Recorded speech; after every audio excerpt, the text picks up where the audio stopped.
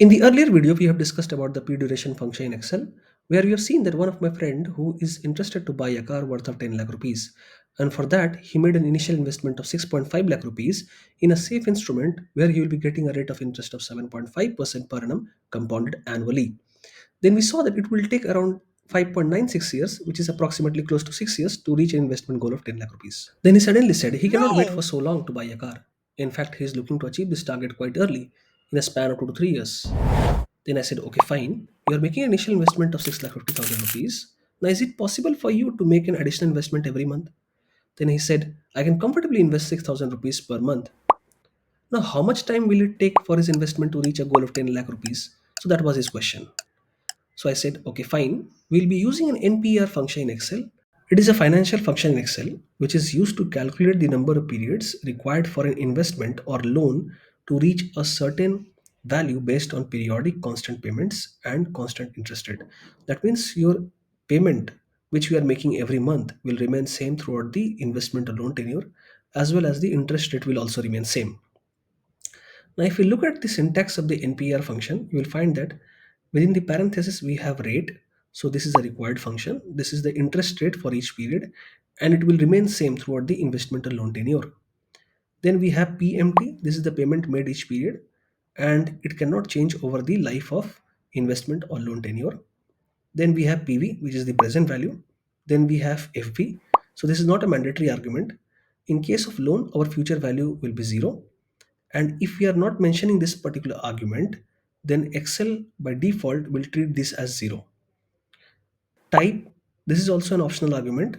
It basically talks about when we are making a payment. If we are making a payment at the beginning of the month, then in that case we have to put 1. If we are making a payment at the end of the month, then in that case we have to put 0 in this argument.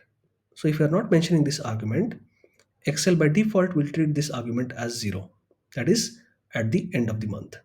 Now we will apply the NPR function in Excel. Now I'm going to apply the NPR function. So I'll be typing NPER. Now it is asking for the rate.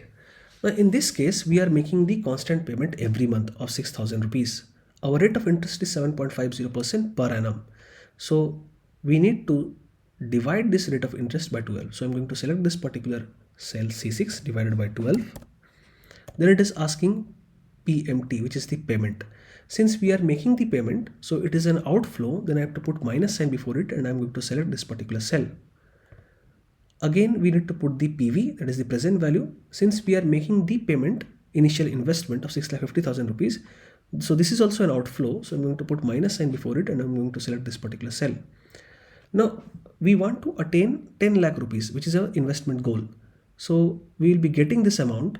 So I'm going to put comma and I'm going to select this particular cell. So this is the inflow.